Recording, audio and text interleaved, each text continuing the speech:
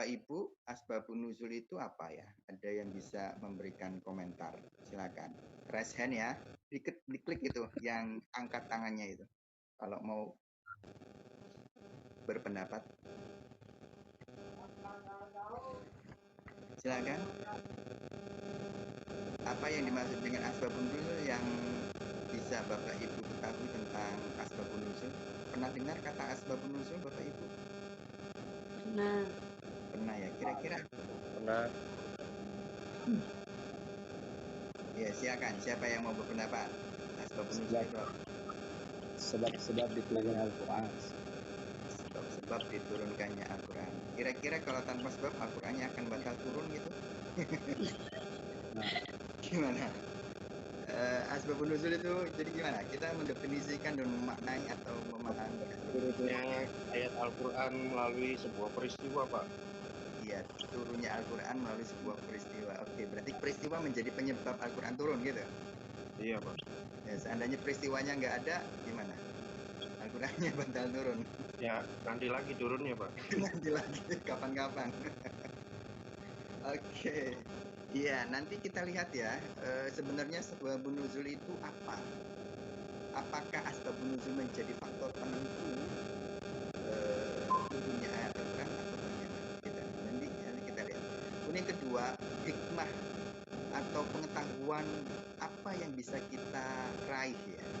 Ketika kita sudah mengetahui asbabun nuzul ayat Al-Quran itu fungsinya apa? Untuk apa kita bicara itu? Kira-kira gimana Bapak Ibu? izin menjawab, Pak. Oke, silakan Bu.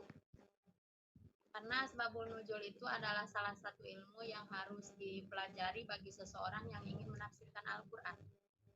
Oke, bagus sekali Ibu. Jadi di antara fungsi utama ya, fungsi utama asbabun nuzul itu adalah tadi alat bantu untuk mendalami dan memahami atau menafsirkan ayat Al-Quran gitu ya. Pasti ya. Artinya kalau kita bicara tentang ulumul Quran atau ilmu-ilmu Al-Quran itu, ya pasti kita bicara tentang alat-alat bantu yang kita gunakan untuk mendalami dan memahami ayat-ayat Al-Quran. Oke, nanti kita bicara tentang asbabun nuzul tentang itu. Selanjutnya tentang munasabah Al-Quran ya. Ada yang tahu apa itu munasabah Al-Quran?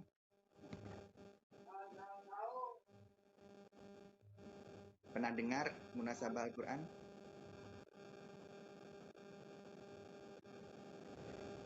Pernah, Pak. Apa itu, Pak? Sampai itu apa? Apa yang Bapak Ibu ketahui tentang munasabah? Kira-kira apa itu? Permisi, Pak. dijawab. Oke, silakan. Oke, munasabah ayat adalah pemahaman dari makna ayat itu untuk menghubungkan antara ayat-ayat yang sebelumnya, Pak. Oke, bagus sekali Ibu. Jadi nasabah yunasibu munasabatan gitu ya. Munasabah itu kalau misalnya kita bicara nasab itu apa sih? Kita misalkan punya jalur nasab gitu ya. Nasab Keturunan. itu ya gimana Bapak? Turunan ya. Ya, keturunan kalau nasab itu. Keturunan itu sebenarnya yang ingin dimau itu apa? Punya ikatan kan gitu ya. Hubungan. Ya, punya hubungan, punya ikatan. Sama hanya dengan munasabatul Quran. Jadi kita mencari tahu ikatan atau hubungan yang terjadi antara satu ayat dengan ayat yang lain atau satu surat dengan surat yang lain. Untuk apa kita mengetahui itu? Pastinya adalah bagian dari upaya atau cara untuk memahami dan mendalami ayat-ayat Al-Quran. Jadi ayat-ayatnya nggak mesti sebelumnya, tetapi kita bisa juga mengaitkan ayat yang akan kita didik atau akan kita raih maknanya itu dengan mengaitkan dengan ayat sebelum dan sesudahnya. Atau bahkan bisa jadi tidak hanya sebelum dan sesudahnya, tetapi juga ada di tengah-tengah atau di akhir ayat di satu surat, atau bahkan perbedaan itu antar satu surat dengan surat yang lainnya jauh gitu. Jadi intinya kita bicara tentang munasabatul Quran itu berarti kita bicara tentang kaitan atau hubungan ya antar ayat satu dengan ayat yang lainnya. Yang itu intinya tadi bagian dari cara kita untuk memahami ayat Al-Quran. Oke, bagus. Oke, di tema selanjutnya kita karena hari ini masih dalam kerangka untuk melihat secara umum ya pembahasan yang akan kita bahas nanti di pertemuan-pertemuan selanjutnya. Selanjutnya kita bicara Makkiyah dan Madaniyah. Pasti ini populer sekali ya Bapak Ibu. Makkiyah Madaniyah. Ada yang bisa komentar? Makkiyah itu apa? Madaniyah itu apa? Kalau Makkiyah itu ayat atau surah Al-Quran yang diturunkan di kota Mekah. Akan Ya. tetapi kalau Madaniyah itu adalah ayat atau surah yang diturunkan di kota Madinah. Oke, bagus. Jadi di antara definisi ya, cara mendefinisikan itu tadi sebenarnya patokannya itu tidak hanya menggunakan teori tempat atau teori makan ya. Mulahadhah makanin nuzul. Yang tadi Bapak Muhammad siapa tadi? Suryadi. Muhammad Suryadi bicarakan atau definisikan tentang Makkiyah Madaniyah itu tolok ukurnya atau cara mendefinisikannya itu berangkat dari teori tempat. Jadi Makkiyah, nah, itu pasti adalah ayat-ayat atau surat yang turun di Mekah, atau Madaniyah itu adalah ayat-ayat atau surat yang turun di Madinah. Tapi sebenarnya ada 4 cara atau 4 teori yang digunakan oleh para ulama untuk membedakan ayat-ayat yang masuk kategori Makkiyah dan ayat-ayat yang masuk kategori Madaniyah. Yang pertama ada disebut dengan tadi mulahadhah makanin nuzul. Itu berarti teori berdasarkan tempat turun. Makkah dan Madinah. Kalau di Makkah berarti Makkiyah, kalau di Madinah berarti Madaniyah. Kemudian yang kedua ada mulahadhah mukhatabin fin nuzul atau teori subjektif. Ini menunjukkan bahwa misalkan kita bicara siapa yang disapa oleh ayat itu. Ketika siapa yang disapa oleh ayat itu, kira-kira ayat Al-Qur'annya menggunakan apa untuk bisa kita mendeteksi, oh ayat ini diturunkan untuk orang Mekah. Kira-kira alat bantu untuk mendeteksinya dengan cara apa?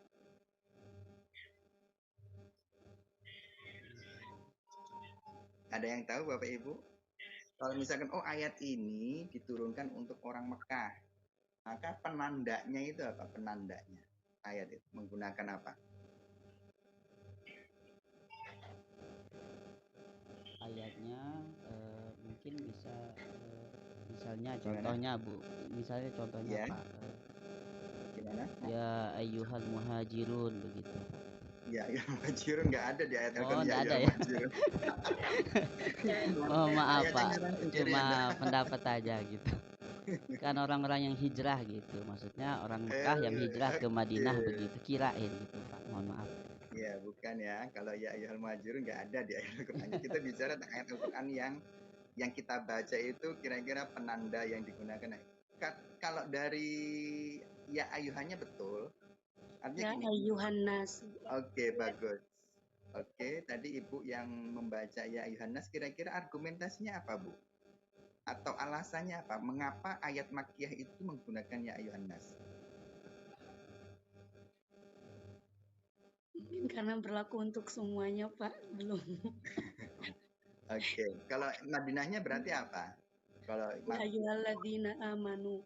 Oke, bagus. Iya, itu ya.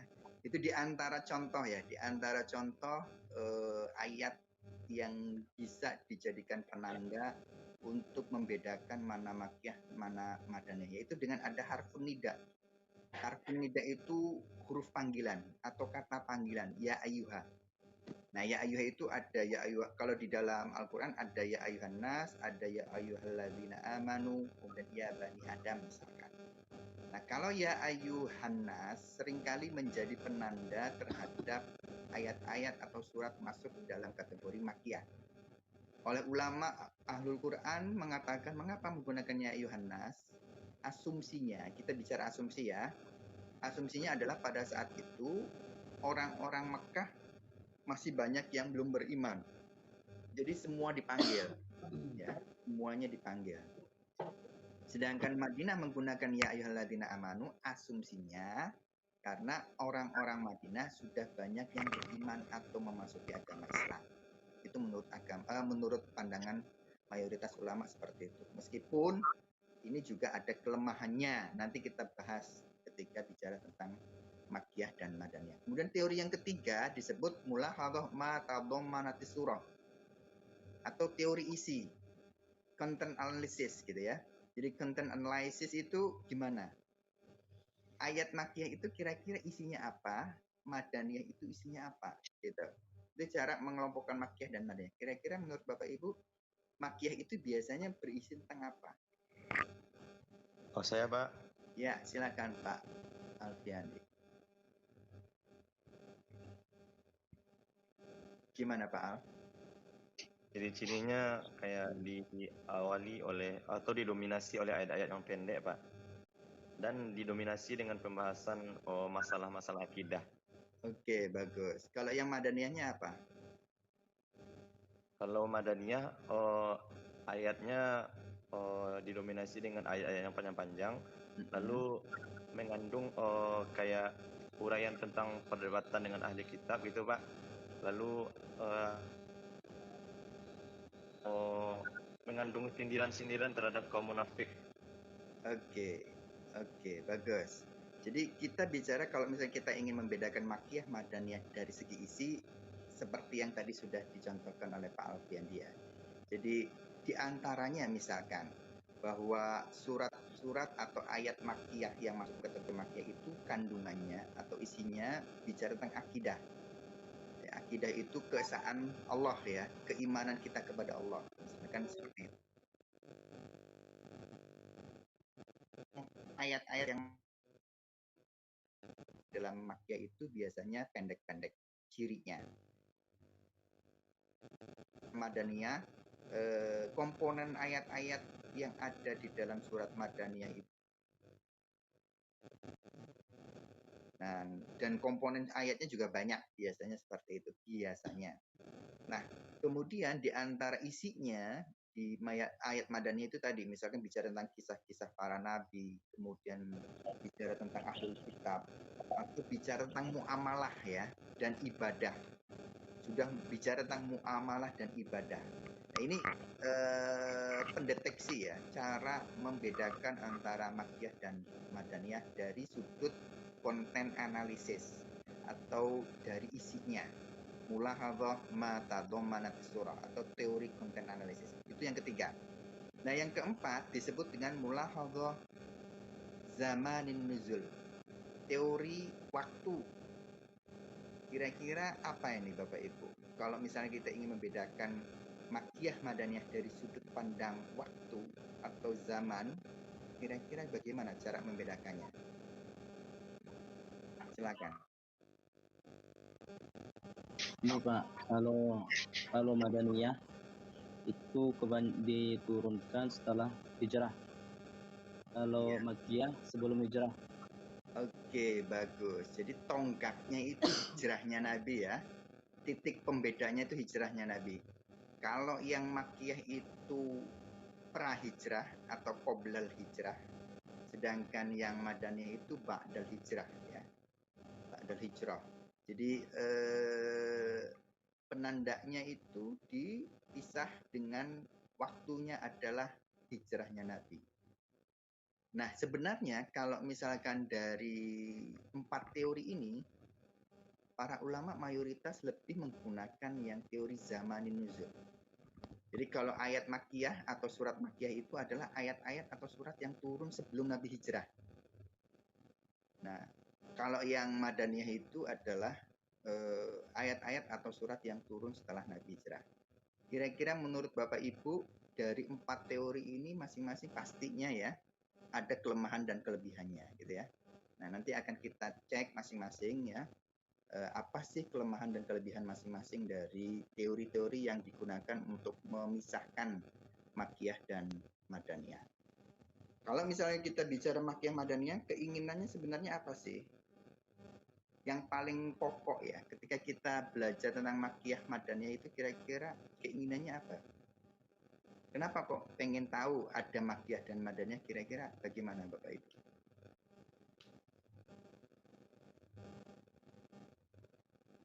Ada yang tahu nggak? Ya, kalau misalnya kita menggunakannya teori apa namanya tadi, zaman nuzul, dipisah berdasarkan hijrahnya Nabi, kita itu berusaha untuk melakukan rekonstruksi terhadap untuk tahu ya kronologi atau sejarah turunnya itu berdasarkan mana yang turunnya itu lebih dahulu, mana yang datangnya kemudian.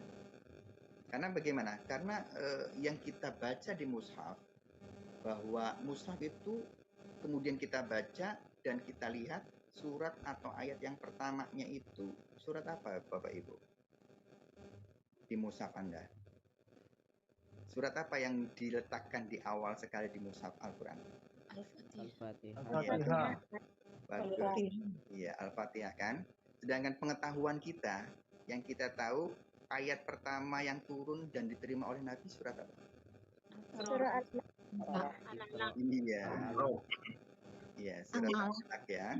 Jadi kita berupaya ingin tahu sebenarnya kronologi atau pembabakan proses pewahyuan itu bagaimana.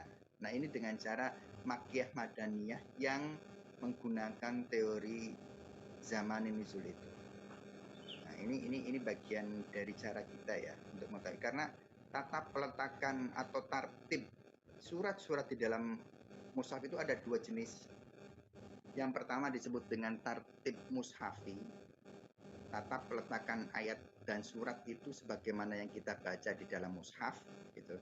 Dan itu sudah populer ya, sebagaimana kita baca di dalam mushaf, karena kita langsung mengarah kepada mushaf Utsmani. Nah, ini standarisasi yang terjadi pada masa Khalifah Utsman.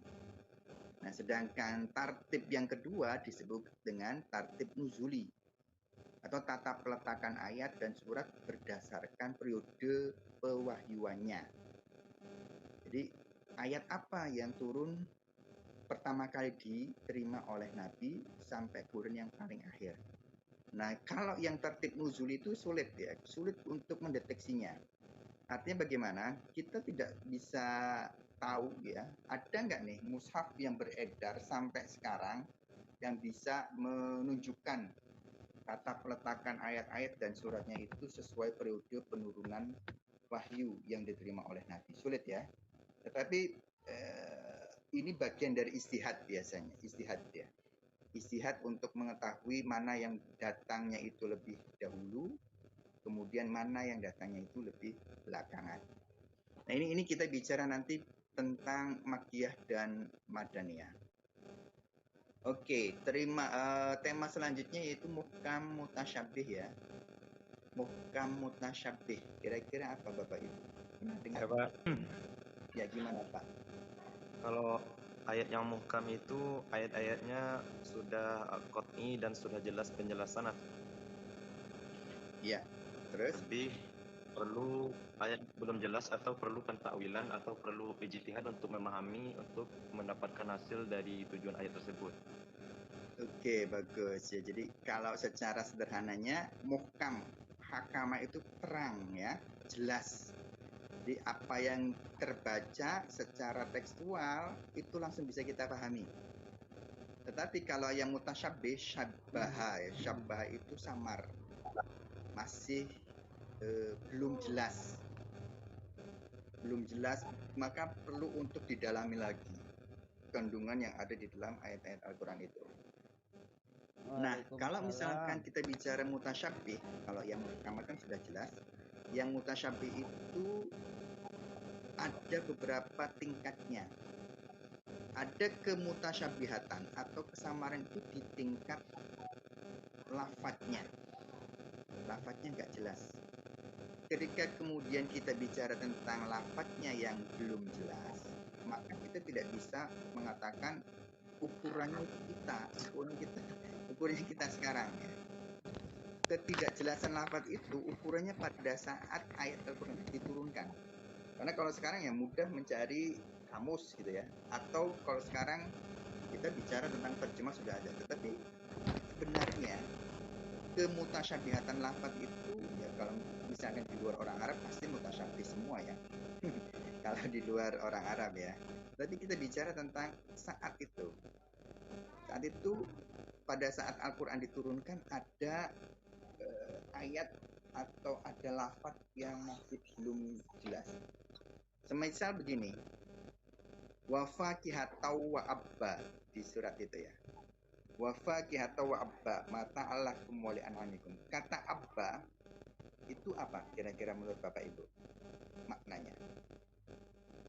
Wa fakihatau wa abba. Ada yang tahu?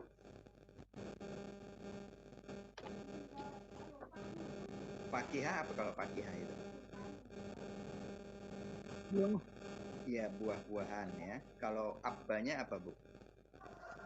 Ayah. Oke. Ayah mungkin. Oke. Nah, ini kalau misalnya kita buka terjemah selesai ya. Kita buka Al-Qur'an terjemah atau di tafsir selesai kita bisa melihat. Tetapi ada satu riwayat ya yang itu disandarkan kepada sahabat Umar bin Khattab. Sahabat Umar ini merasa tidak familiar dengan kata abba itu.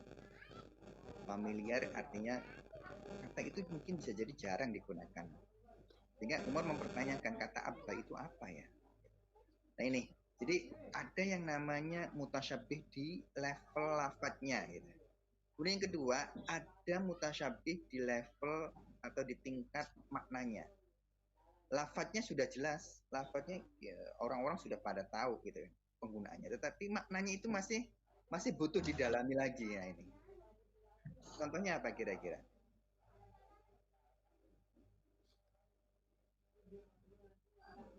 Yasin, alif lam mim. Oke. Itu sebenarnya masuk kepada kategori yang ketiga biasanya nantinya. Oh. Kategori ketiga itu nanti ada level lafadz dan maknanya sekaligus. Yasin itu lafadznya itu mutasyabih, maknanya juga mutasyabih. Nah, tapi ini lafadznya itu sudah populer, sudah familiar, sedangkan maknanya itu masih butuh didalami. Kira-kira menurut Bapak Ibu apa? Yadullahi fauqa. Iya, yadullahi fauqa aydina. Kira-kira Ibu bagus, Ibu Arin, kenapa kok ayat itu masuk kategori tadi? Karena memang maknanya butuh pentawilan. Kalau kita maknai dengan tangan, nanti akan ada tajsim mungkin. Oke, bagus sekali Ibu. Jadi biasanya ini dikaitkan dengan sifat-sifat Allah ya, sifat-sifat Allah. Lafadznya itu seringkali kita gunakan. Kata misalkan kata yadun itu populer gitu ya, populer sekali dengan arti tangan. Tetapi kemudian ketika disematkan pada Allah, yadullah. Nah, yadul tangannya Allah itu gimana gitu kan ya? Yadullah itu tangannya seperti apa Allah ini? Apakah sama dengan tangan manusia? Kan nggak mungkin kan gitu ya. Apakah tangannya sama dengan makhluk-makhluk yang diciptakan oleh Allah? Kan nggak bisa. Nah ini namanya tadi butuh pendalaman makna. Mutasyabih, masih samar. Ar-Rahman, Rahman itu jelas sekali. Rahmanun atau Rohimun itu apa artinya? Pengasih dan penyayang kan. Tetapi apakah pengasihnya Allah sebagai pencipta kita sama dengan pengasihnya makhluk yang diciptakan olehnya? Oke, itu kita nanti bicara tentang muhkam dan mutasyabih itu seperti itu. Selanjutnya apa Bapak Ibu materinya setelah muhkam mutasyabih? Qiraat Al-Quran. Oke, qiraat Al-Quran. Apa ya Bapak Ibu yang Bapak Ibu pahami tentang qiraat Al-Quran? Saya Pak. Oke, gimana Pak Alfiadi? Qiraat Al-Quran adalah teori membaca Al-Quran yang mana diantaranya yang sudah disepakati oleh ulama Ahlul Qura, yaitunya 7 atau bisa kita kenal dengan qiraat sab'ah, yang mana teori pembacaan Al-Quran ini kokoh sanadnya sampai ke Nabi SAW. Di antaranya ada Imam Nafi', Imam Abu Amru, Imam Ibnu Katsir, dan imam-imam yang lain. Oke, bagus Bapak. Jadi qiraat ya, kalau dalam bahasa Indonesia qiraat itu pasti dari kata qiraat. Qiraat itu membaca. tapi tidak kemudian dipahami secara sederhana qiraat itu cara membaca Al-Quran, atau nanti disederhanakan menjadi ilmu tajwid gitu ya. Tetapi ilmu tajwid itu hanya bagian kecil dari qiraat. Tadi disampaikan oleh Pak Alfiadi bahwa ilmu qiraat berarti satu bangunan keilmuan ya, atau teoritisasi, atau ilmu yang bicara tentang cara baca Al-Quran yang disandarkan kepada imam qiraat tertentu gitu ya. Jadi kita bicara tentang imam-imam atau cara baca-baca Al-Quran yang disandarkan kepada imam qiraat. Mengapa ini perlu kita kaji? Karena kita bicara bahwa yang namanya ayat Al-Quran itu adalah wahyu Al-Quran, wahyu Allah gitu ya. Wahyu Allah yang diterima oleh Nabi. Ketika kita bicara wahyu Allah yang diterima oleh Nabi, nah ini kita membaca Al-Quran itu kira-kira butuh sandaran tidak? Butuh sandaran bahwa apa yang kita baca itu persis sama dengan yang dibaca oleh Nabi. Kira-kira butuh sandaran nggak? Butuh. Iya, Butuh, Pak. iya, butuh ya, sangat butuh sekali. Karena apa? Karena tadi untuk meyakinkan dan mengokohkan dalam diri kita bahwa apa yang kita baca di mushaf Al-Quran itu ayat-ayatnya itu sama persis dengan yang diterima oleh Nabi. Kan intinya begitu. Maka butuh jalur sandaran. Nah, tadi disebutkan oleh Pak Alfiadi, di antaranya ya, yang paling mutawatir itu ada qiraat sab'ah. Dengan 7 imam bacaan tadi. Ada Imam Nafi tadi, kemudian ada Ibnu Katsir dan yang lainnya. Di 27 sebenarnya ada di 27 itu apa namanya?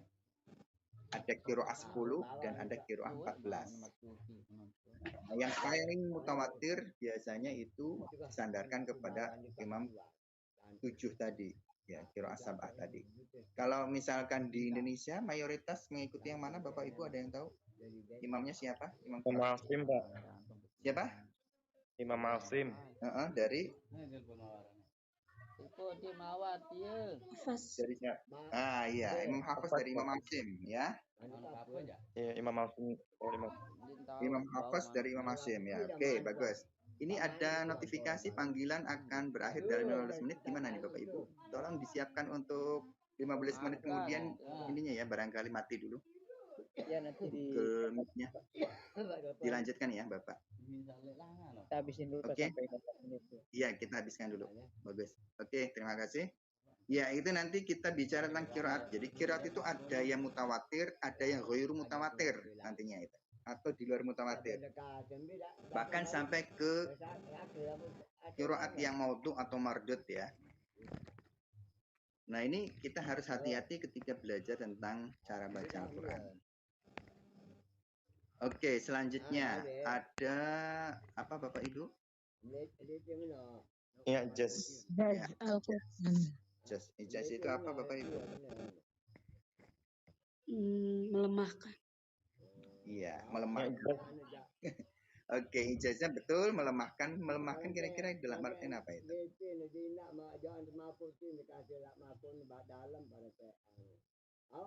Melemahkan apa Bapak Ibu? Melemahkan orang-orang yang meragukan Al-Quran, Ustaz. Oke, Iya, melemahkan. yang meragukan Al-Quran. Oke, ya bagus Bapak Ibu. Jadi di antara ijaz itu kemukjizatan ya. Kemukjizatan berarti melemahkan, ya, melemahkan lawan bicara dari Al-Quran. Ijaz itu bagaimana? Apa sih yang banyak oleh Al-Quran dikatakan sebagai ijaz? Nanti akan kita bahas di pembahasan tentang ijaz ya. Selanjutnya qasasul Quran. Apa artinya? Kisah-kisah di dalam Al-Quran. Ya, kisah. Kira-kira kalau misalnya kita bicara qasasul Quran itu di dalam Al-Quran banyak enggak tentang kisah-kisah Al-Quran? Banyak. Banyak ya. Di antaranya contohnya kisah tentang siapa? Nabi Nabi Yusuf. Yusuf. Oke.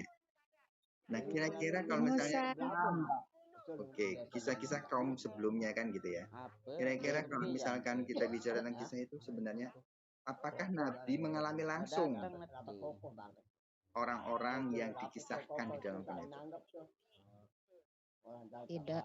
Tidak. Oke, Alah, bagus. Nanti lalu apa sih kemudian kok di dalam ada Al-Quran kemek datang. disebutkan tentang kisah-kisah dari baik itu Ya, tentang orang tertentu atau kaum tertentu, kira-kira untuk apa kan gitu ya? Sebagai peringatan atau iktibar atau pembelajaran buat Nabi Muhammad SAW, Pak. Iya, di antaranya itu bagus, di antaranya untuk mencari ibroh atau hikmah yang dikandung oleh kisah-kisah itu ya. Oke, selanjutnya tentang apa Bapak Ibu? Amsal. Al-Quran. Iya. Apa itu Amsal? Perumpamaan di dalam Al-Quran, Pak. Ya, perumpamaan. Ini banyak sekali ya cara-cara kita melakukan komunikasi, gaya komunikasi Al-Quran itu ya sama halnya kita manusia ketika ngobrol gitu, ketika kita berbicara atau menyampaikan sesuatu sering menggunakan gaya bicaranya itu melakukan perumpamaan atau analogi ya. Nah, di dalam Amsal itu pun demikian, kita bicara tentang perumpamaan yang digunakan oleh Al-Quran itu seperti apa. Pembagiannya bagaimana nanti akan kita bahas di tema tentang Amsal Al-Quran. Selanjutnya apa? Setelah Amsal? Al-Quran. Iya, apa itu Amsal? Sumpah. Yang disampaikan untuk menguatkan suatu pesan yang tergandung dalam Al-Quran, Pak. Oke, bagus Ibu ya. Jadi kalau misalkan tidak ada keterangan di RPS itu sumpah, kira-kira mungkin orang akan lihat bagian ya. Nah, sering-sering akan terkelirukan ya. Terkelirukan dengan ngomongnya, oh ini bagian dari itu, maksudnya apa bagian itu? Padahal bukan ya, kosama itu ismunya bagian, tetapi kalau dari kata kosama itu tidak diartikan sebagai bagian, tetapi sumpah. Kalau kismun bisa bagian, bisa kelas gitu kan, dan lain sebagainya. Tapi kalau misalkan kosama itu dengan sumpah. Bapak Ibu ada yang tahu bentuk sumpah yang digunakan dalam Al-Quran biasanya menggunakan apa? Wallahi. Ya, bagus. Jadi biasanya menggunakan harful kosam ya, harful aksam. Jadi menggunakan huruf-huruf yang memang kalau dalam bahasa Arab pasti ada. Huruf kosam itu huruf sumpah ya. Ba, takwa, BTW ya, BTW ini BTW. Ba, takwa itu ba, tak dan wau ya maksudnya. Itu menjadi huruf yang digunakan sebagai harful kosam. Nah, ketika misalkan ada huruf kosam, maka ketika menerjemahkan itu jangan dibaca atau diartikan. Misalnya kalau wau jangan diartikan wau. Atau kalau ba jangan diartikan ba, itu biasanya bi itu diterjemahkannya apa? Dengan. Nah, iya. Itu jangan diartikan dengan kalau ba. Kalau ketika posisinya sebagai huruf kosam. Ya, ciri-cirinya kalau misalkan ba, ta, dan wau itu sebagai huruf kosam biasanya bagaimana cirinya untuk membedakannya dengan misalkan wau yang setelahnya Pak? Gimana? Setelahnya kasrah Pak, harakat kalimat setelahnya menjadi kasrah Pak. Wafat Pak. Gimana? Jar. Iya, setelahnya menjadi jar ya, jar ya. Atau kasrah. Oke, bagus. Itu adalah harful jar ya, masuk dalam kategori harful jar. Jadi huruf yang memajrurkan lafaz sesudahnya. Selain itu biasanya ya, ini biasa tapi nggak harus ya. Biasanya itu diletakkan di awal kalimat. Wawunya itu. Kok tiba-tiba wawu, kok tiba-tiba ba itu kan sulit. Biasanya wawu atau ba itu ada di huruf yang setelah huruf kalimat pertama atau lafaz pertama gitu. Jadi kalau tiba-tiba muncul waw atau ba atau tak di depan itu biasanya ya ini, tapi nggak harus ya. Biasanya itu ada di depan, di awal. Misalkan wallahi, atau kalau dalam Al-Qur'an misalnya wal asri, wattini, gitu ya. Wal laili. Nah, ini biasanya ada di awal kalimat. Biasanya begitu. Oke, bagus. Setelah aksam kita bisa mengapa? Nasikh dan mansukh, Pak. Dengar-dengarnya Ya, doang, belum nasikh hafal dan kan. mansukh. Nasikh mansukh itu apa, Bapak Ibu? Ada yang tahu? Nasikh itu Tak ngopan deh mau untuk Mm-mm. bisa Kenapa? berjual. Kalau secara bahasa diartikan dengan hapus, Bapak.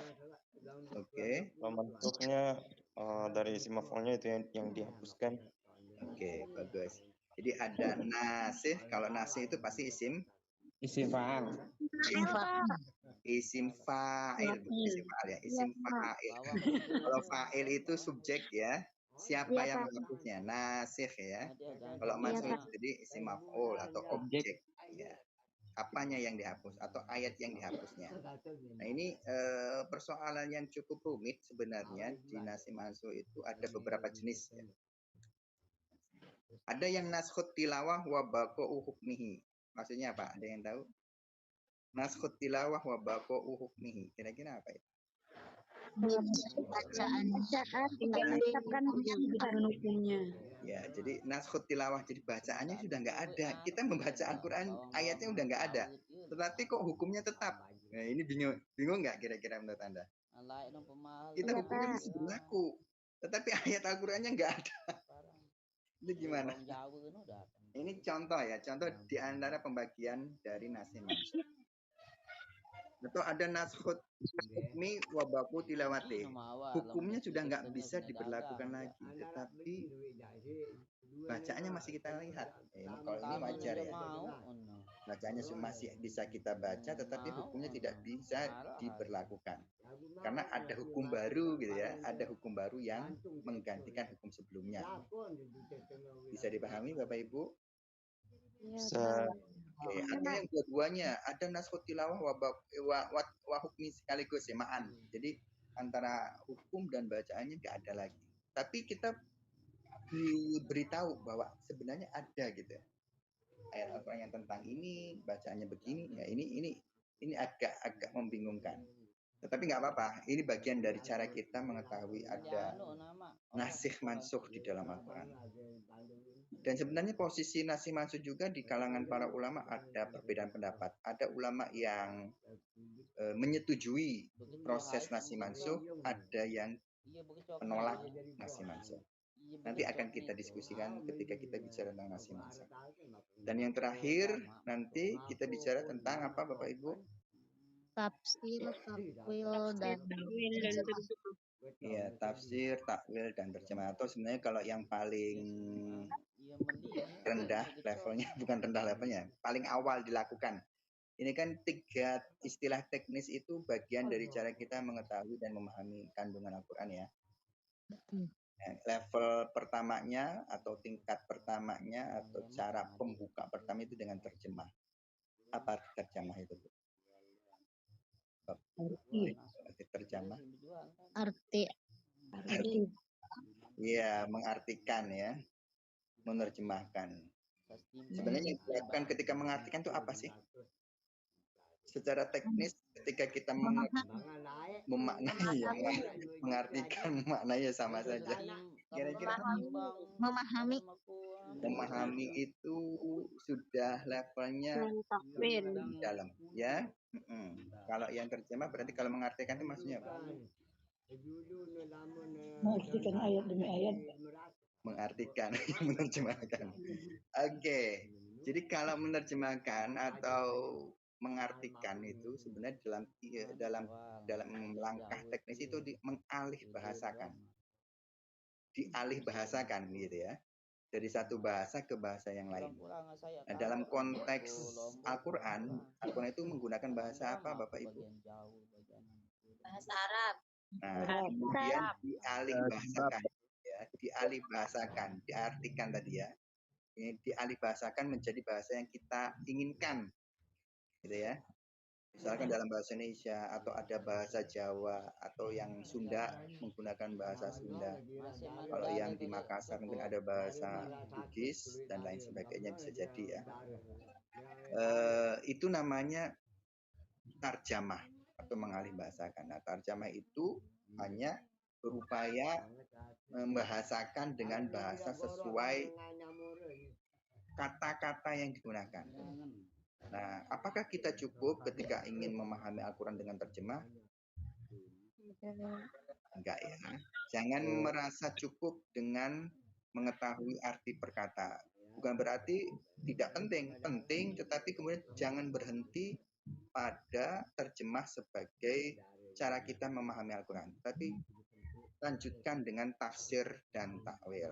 Ini tafsir apa, takwil apa. Nah, ini kita bicara tafsir, takwil, dan terjemah itu nanti kita bahas ketika pertemuan tafsir, takwil, dan terjemah. Ini Bapak Ibu ya, tema-tema yang akan kita diskusikan selama 1 semester. Untuk pola perkuliahannya, sebenarnya yang sinkronus itu maksimum ya 4 kali. Nah ini sudah 1 kali, tinggal 3 kali biasanya di tengah dan di akhir mungkin ya. Nanti tergantung kita kesepakatannya mau sinkron atau asinkronus. Nanti akan saya sampaikan ketika kalau misalnya kita butuh sinkronus ya nanti saya beritahukan melalui WA group nanti ya. Sedangkan untuk yang asinkronusnya, Anda nanti saya berikan materi, nanti setelah Anda baca, lalu kemudian Anda buat resumenya. Resume, paham Bapak Ibu?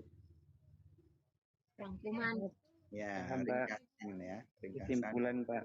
Ya, ringkasan ya. Nanti Anda resum materi itu, lalu Anda upload di portal. Upload di portal maksimal. Saya itu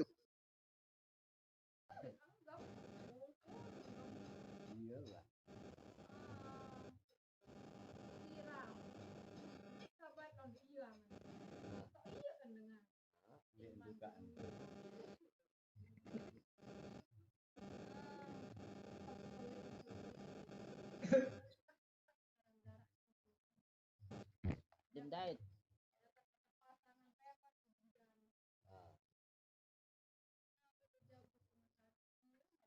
iya terputus ya.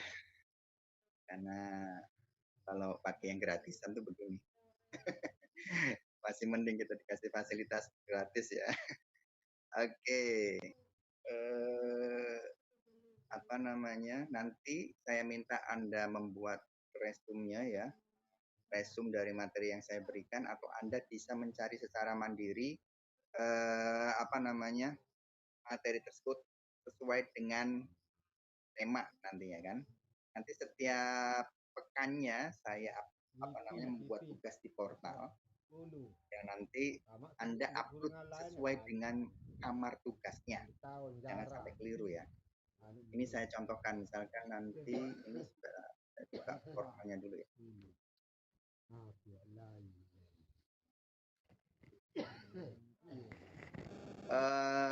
Tugasnya resume itu nanti Anda ketik, kemudian Anda buat PDF-kan.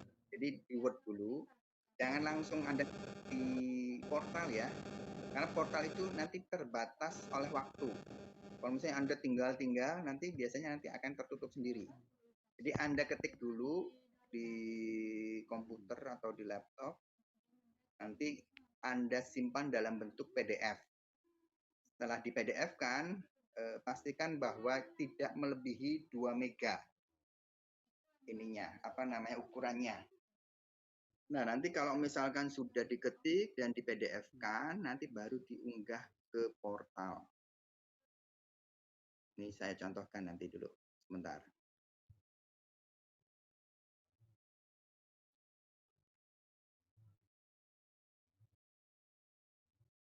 Itu yang dia rokok tuh. Masak rokok. Sholat ya. Selemet ya rokok tuh. Ini kelas A4 ya, Bapak Ibu. 4, Pak. Iya, A4 ya. Iya, Pak. Tema minggu depan apa, Bapak Ibu? Sejarah turun dan penulisan Al-Quran ya.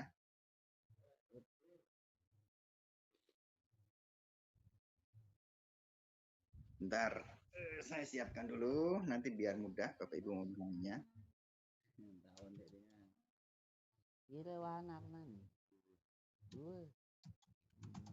Bilang sini nanti. Mas bagi, silakan melari. Dua inak, dua tanah. Hebat. Inak ndaw. Mele ya kan. Kamu sanawiyah kelas 2 sanawiyah. Iya si Manu dia. Anuan rolet dah. Lete, aku lo itu. Anu entah. Anu entah buka lahnya pindah buka. Minggu depan tanggal berapa ya Bapak Ibu?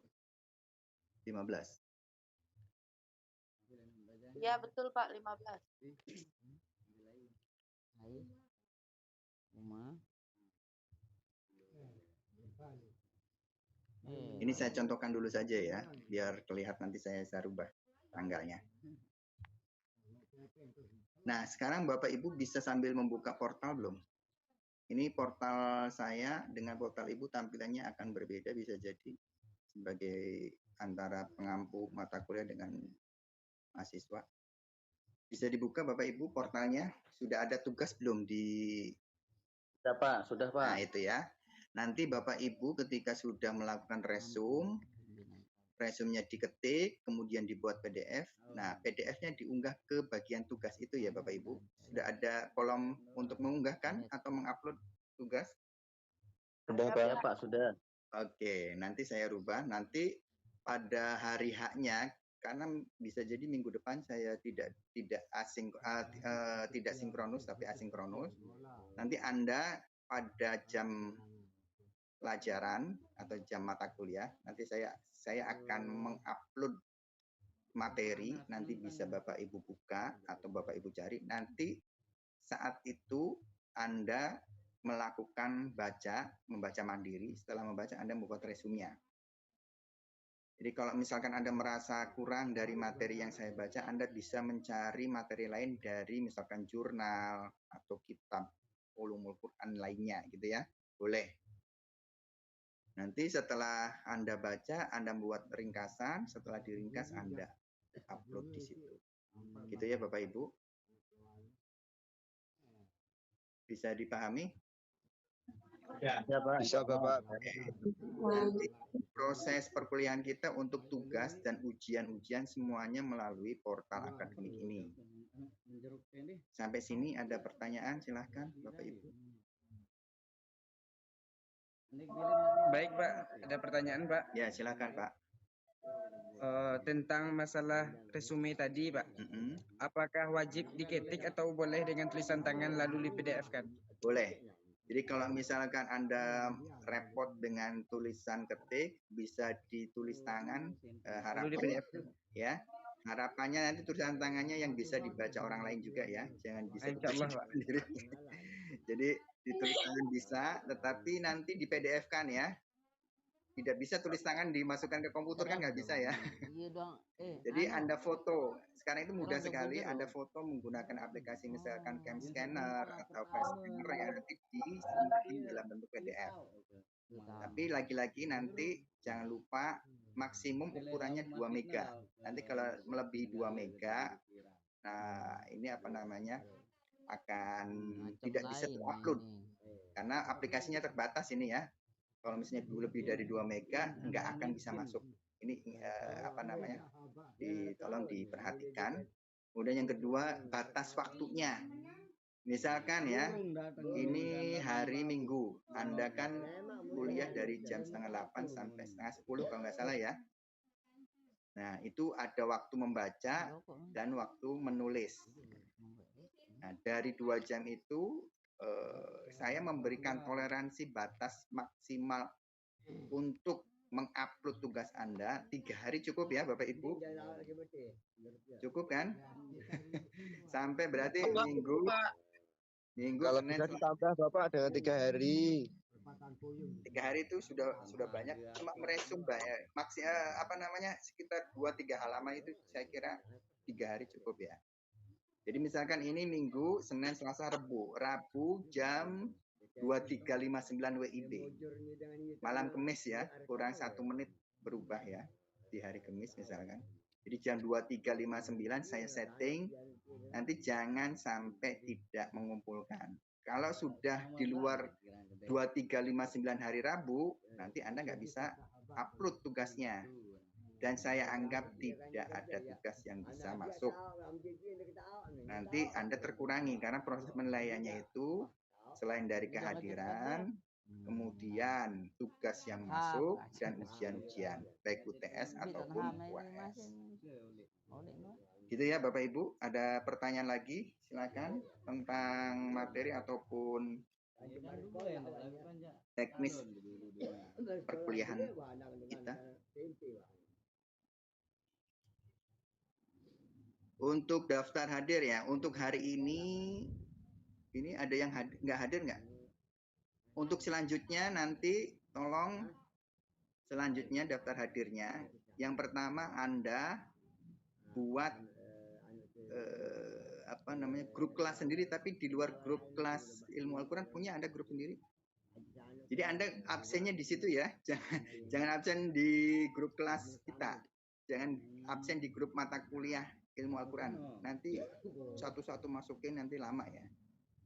Nanti Anda buat, nanti saya minta ininya saja, hasilnya, hasil Anda sudah melakukan rekapnya saja. Saya minta rekapnya. Nanti bisa melalui Kosma atau PJ, penanggung jawab kelasnya, atau notulen. Kan nanti ada penanggung jawab sama notulen, nanti tolong dimasukkan di grup kelas, di grup mata kuliah. Rekapnya saja. Bisa dipahami nggak? Yang absen dalam bentuk apa, Pak? Anda bisa ini aja, nggak usah diketik di kertas tersendiri. Anda bisa menulis di WA group, tapi jangan di grup, maksudnya jangan di grup kelas kita, jangan di grup kuliah. Nanti sayanya satu-satu harus masukin kelamaan. Jadi Anda di grup kelas Anda saja untuk mata kuliah ilmu Al-Quran gitu ya. Setiap minggu depan. Ya, nanti rekapannya baru dikirim ke grup Al-Quran. Nah, nanti baru rekapannya diserahkan di grup mata kuliah ilmu Al-Quran. Untuk saya begitu saja. Bisa paham ya? Oke, ada lagi, silakan.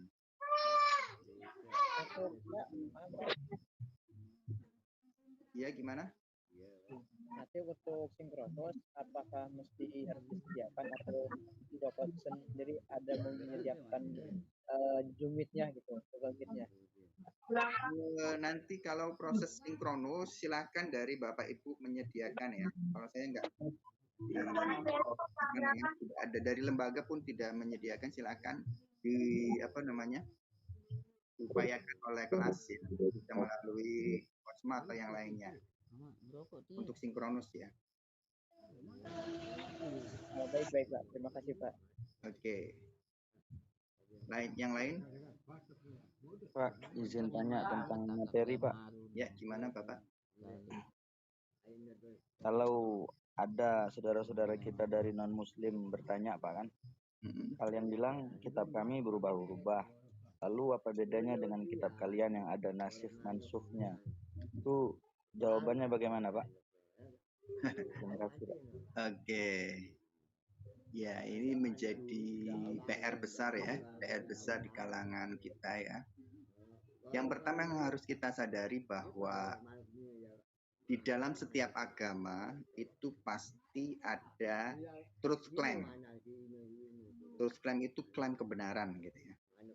Pasti ya. Kita meyakini bahwa Al-Quran itu adalah kitab suci kita yang paling betul. Yang harus kita sadari itu dulu. Dan pastinya di luar agama kita, misalkan di Nasrani ataupun di Yahudi, pasti punya klaim seperti itu juga. Bahwa agama mereka, kitab sucinya adalah kitab suci yang paling benar. Nah, sikap kita sebenarnya bukan dalam tahap untuk melakukan perbandingan yang akhirnya menimbulkan konflik. Karena antara klaim kebenaran yang kita anut dengan klaim kebenaran yang dianut oleh agama yang lain pasti nggak ketemu. Sulit nantinya ketemunya. Itu namanya kita bicara logika teologis itu seperti itu. Sehingga kita ya hormati saja. Kita nggak perlu memancing keributan dengan menyalahkan ya kitab suci agama di luar agama kita gitu ya. Yang kita perlu bangun adalah bagaimana kita berelasi dengan baik dengan orang-orang di sekitar kita, meskipun itu berbeda keyakinan, berbeda agama dengan kita. Jadi kalau misalnya jawaban kita bahwa di Al-Quran itu ada nasi manso, nah saya fokusnya di nasi mansuhnya, katakanlah ya, fokus kita di nasi mansuh. Nasi mansuh itu di kalangan ulama ada perbedaan pendapat sebagaimana yang tadi saya sampaikan. Perubahan itu terjadi dikarenakan misalkan untuk mendapatkan pemahaman yang lebih baik. Artinya gini, bahwa ayat Al-Quran itu turun sebagai petunjuk bagi umat manusia. Ada perubahan bagian dari cara supaya manusia lebih baik dalam menjalani kehidupannya di dunia ini. Katakan itu, karena namanya Al-Quran itu adalah pedoman hidup. Contoh begini. Contoh, dulu ketika di surat Al-Mujadalah ya, 12 dan 13 kalau nggak salah.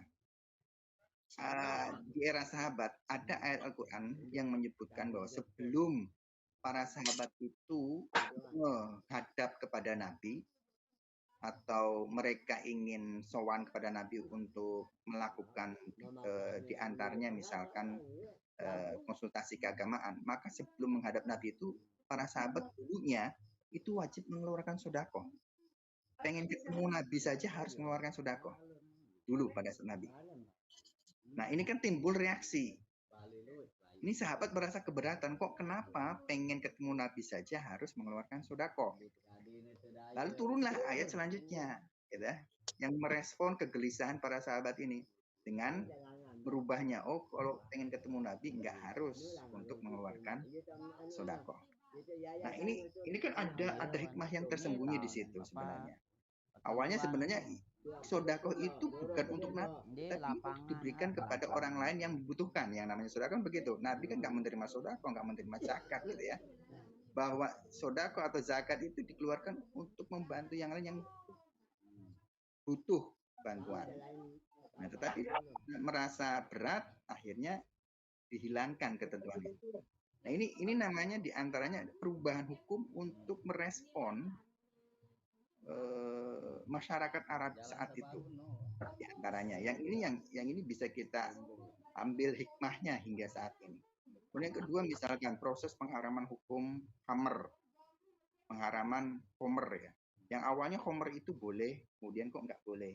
Nah ini namanya ada perubahan. Tapi perubahan itu lagi-lagi bukan kemudian tidak konsisten.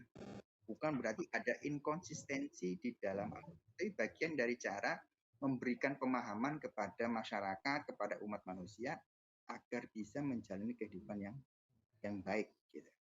Kalau misalkan kita bicaranya dengan kitab suci yang lain ya itu kalau sikap saya kita nggak perlu berdebat tentang perbedaan ajaran yang ada di dalam kitab suci kita ataupun kitab suci mereka. Karena khawatirnya malah timbulnya tadi konflik dan perselisihan. Ketika konflik dan perselisihan, kalau misalkan dia menerima ya silakan, kalau misalnya nggak menerima itu yang menjadi repot ya. Karena pasti terus klaim itu atau klaim kebenaran bahwa masing-masing agama pasti punya klaim kebenaran. Ya kita saling menghormati saja gitu. Masing-masing kitab suci di agama kita masing-masing. Gitu ya Pak ya. Izin Pak, artinya ketika ini kan seandainya Pak terjadi pertanyaan seperti itu Pak kan, itu jawaban kita singkatnya itu bagaimana Pak? Apakah langsung kita bilang sudah kita berteman dalam apa yang kita sepakati, kemudian untuk agama lakum dinukum waliyadin atau bagaimana Pak? Iya boleh seperti itu. Demi menghindari perselisihan yang berkepanjangan ya. Kalau misalkan di dalam ayat Al-Quran itu sebenarnya ada bahwa kita pun diwajibkan untuk membenarkan ajaran agama yang ada di dalam kitab-kitab sebelumnya. Tetapi persoalannya kebenaran ajaran agama atau yang dikandung di dalam kitab suci di luar Al-Quran itu seperti apa? Karena di dalam Al-Quran pun menyebutkan ada beberapa penyimpangan ya yang terjadi di kitab suci sebelumnya. Penyimpangan itu bukan dilakukan oleh siapa? Oleh Allah ataupun oleh Nabi. Pastinya begitu. Penyimpangan itu dilakukan oleh siapa? Oleh pengikutnya kan, yang menjadi permasalahan. Dan itu ketika kemudian penyimpangan itu dianggap sebagai sesuatu yang benar oleh agama, kita nggak bisa masuk di situ. Kita nggak bisa mendesakkan ya, memaksakan pemahaman yang ada di dalam agama kita untuk bisa diterima oleh agama yang lain. Jadi intinya kalau misalkan dalam kerangka ingin mencari bukti kebenaran, silahkan, nggak apa-apa. Tetapi kalau misalnya sudah sampai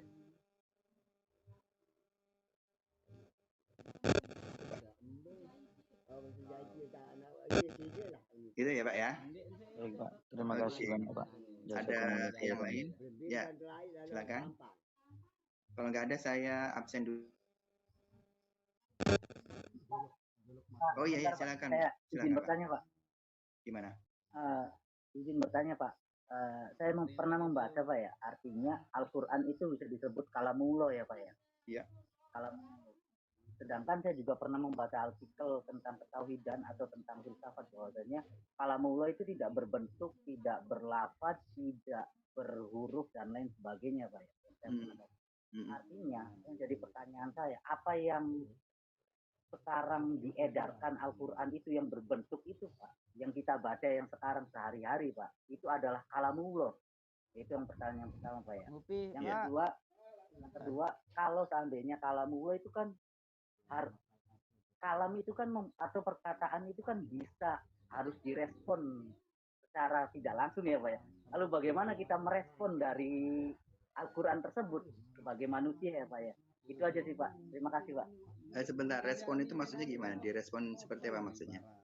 Ya direspon itu artinya gini Pak ya. Misalkan kalau misalkan saya berbicara kepada si A, nah si A ini merespon mana Pak? Itu sih Pak, contohnya Pak. Baik,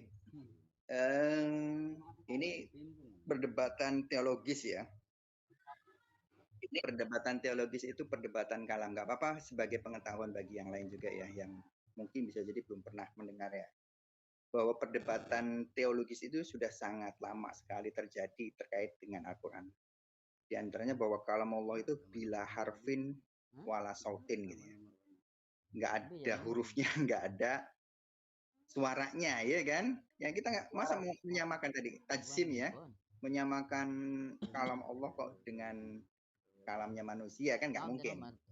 Ini terjadi perbedaan pendapat ya, perbedaan pendapat sudah sejak masa lampau. Kalau misalkan kita bicaranya teologis atau kalam ya, antara misalkan Mu'tazilah, Anda pernah dengar Mu'tazilah? Aliran Mu'tazilah pernah ya? Pernah Pak.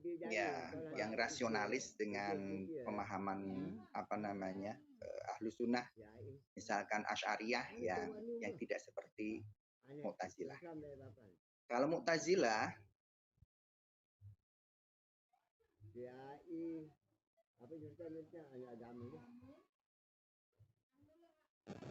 bentuk lugawi atau bahasa itu adalah ada campur tangan, proses pembahasannya itu ada campur tangan Nabi. Itu kita bicara tentang Mu'tazilah.